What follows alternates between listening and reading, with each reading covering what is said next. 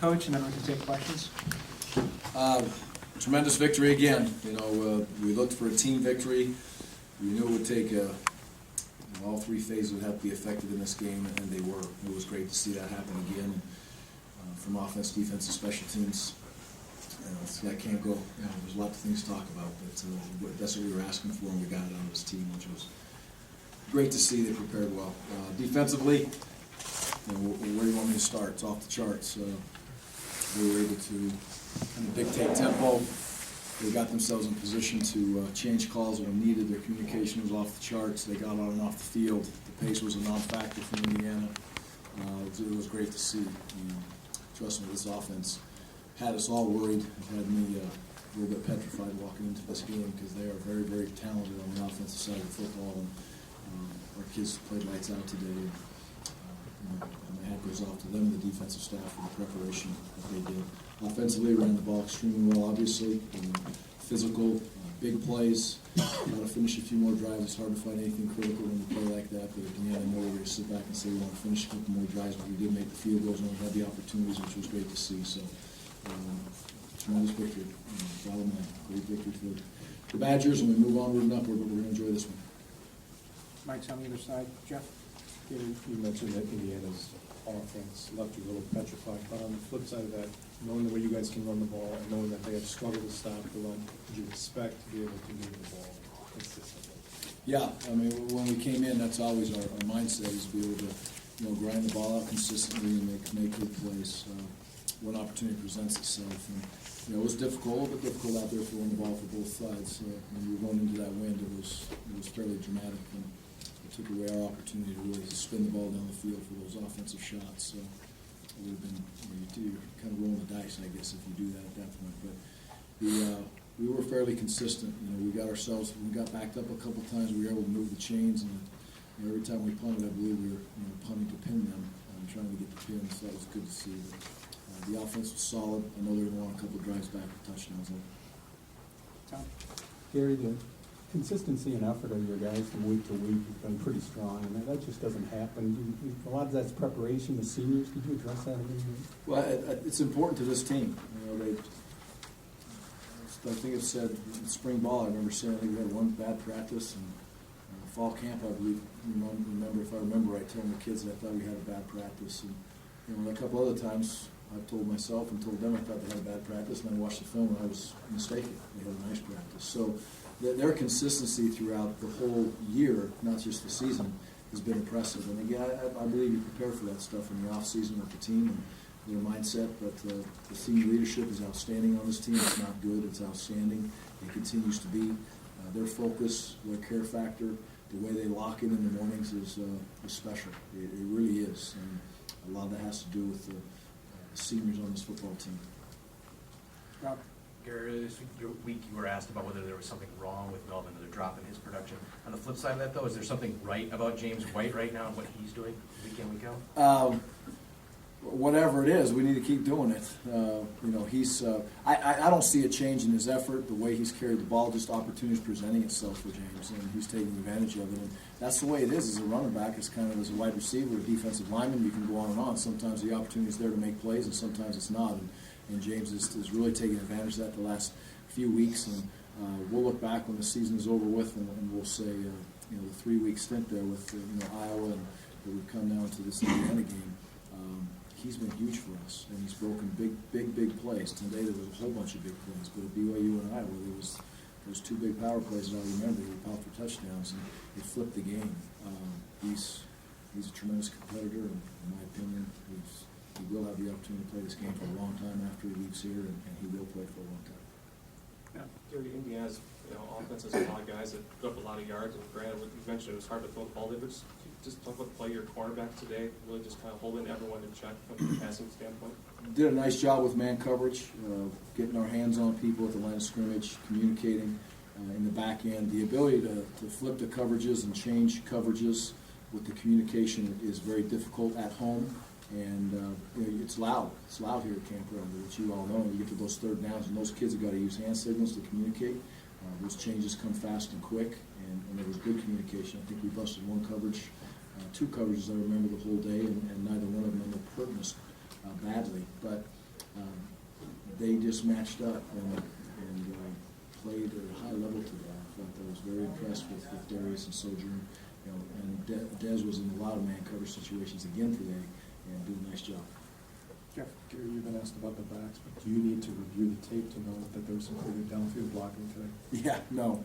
I always see the effort with these kids when I go back there, and I miss a lot during the game. That is a very true statement, but I look at the two reverses or whatever you want to call them when Jared was running the ball, and you know, James is down there, Jordan's down there. Those kids block like crazy, and they do it every single week, and it's important to them. It's a credit to them. It's a credit to Coach Beatty and the offensive staff for the way that they, you know, continually take pride in that. Because it's not the easiest thing in the world for a wide receiver to sit out there and say, "Okay, I'm gonna go block like crazy." But they take tremendous pride in effort, and their effort is unbelievable. Rob? Right, or was it a stepping stone game for the kicking game today with Jack making field goals in sloppy conditions? What was your take on that? Yeah, I thought the snaps were good, the holds were good, and for him to be able to get the ball, and it really appeared to come off his foot good today. You know, I don't think there was one of them that was really in question. The ball got up over the line of scrimmage in a nice way, and it looked like a well-struck ball every time it came off. So those kids, it's like I said before, it's their work ethic is there, their want-to is there. It's great to see them have some success. It matters to them. So definitely the second week in a row, step in the right direction. Rob? I don't know how much impact you put on the pregame speech having on the kids, but the last words of "start fast and stay steady" I'm assuming that's exactly what you were looking for, and does credit go then to the pregame speech? No credit goes, never a pregame speech credit at all. But there was something that we, talk about. We want to be able to get that done, and we thought that was so important this week, and they went out and executed it. And all the credit when it's good, it always goes to those kids, and they really did that. They were focused. I was proud to see the defense finish in the fourth quarter. Proud to see the offense score in the fourth quarter. We were able to win the fourth quarter and a score like that. And a lot of kids got to play. Arnold, the minimum got in there on the offense at the end. That was kind of get those kids in there. That was the reason for taking those timeouts, was to try to get some other kids in the game. And, it's great to see them have success and they score. Maybe the only drive they were going to play, the only snaps they were going to play at Wisconsin, and they were steady. They took care of business. Here, I think it was 30-0 in the third quarter. They had a 3rd and goal at the 1, and the defense is into it, trying to keep them out of the end zone. The crowd got to delay a game. What does that say about the defense, that sequence? Yeah, there was a big stand down there, because that was the one play we definitely had a busted coverage on the wheel route, and Latimer caught a nice ball on us and then continued down the field. But it was important for them to get the stop at that point, and it is. It matters to them. They took great pride in the 3 points that they gave up today against this offense. It's a tremendous accomplishment, and for them to bow up in the red zone in that situation that was a big time defensive stop. Matt? Gary, do you allow yourself to just watch what these backs are doing and just, do you take a moment during the game and just continue to be amazed? Can you be a fan for a second, or are you just so focused that you really don't appreciate it until the game is over? Not early, late I can in a game like that, but they are fun to watch.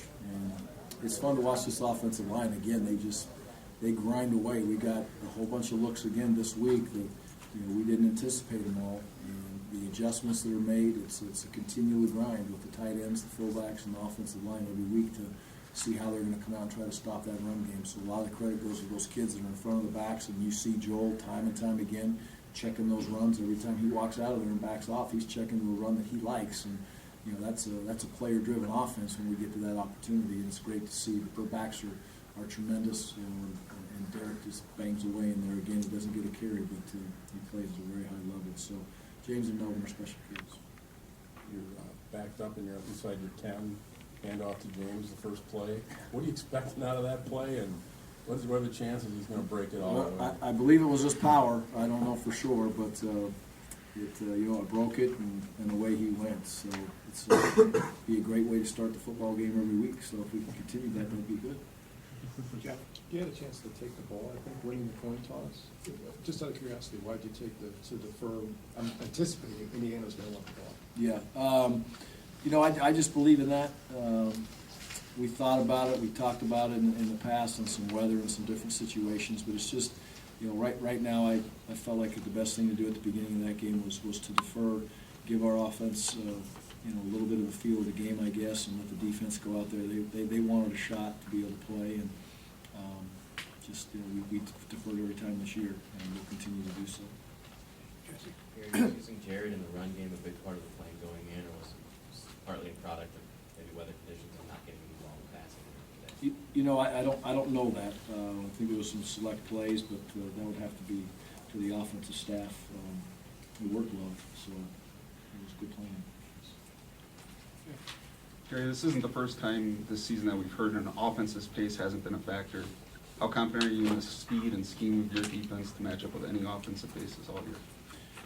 Well, we prepare the right way, and these kids lock in. I think they can handle the pace. I think they can handle the speed. And we've played, 3 or 4 now, I guess, if you sit back and look at it, that go fast and go quick. And it takes smart young men who are bought in, that can communicate and believe in each other to be able to play at that pace, because it takes some of the coaching out of it. It flips upside down when you do it fast. And, but I feel confident playing against pace teams. Yeah. You mentioned that Sojourn was kind of the odd man out last week, and I'm sure he understood the reasoning behind that, but do you think he was a little extra motivated today? Yeah, well, Soldier, no doubt. That's how he is. He wants to play every single snap, and the way he competes like that too. He'll do that in checkers. He'll do that in horse, whatever he's doing. He'll want to be on the field. He'll want to win. He's a competitive young man, and he's proud.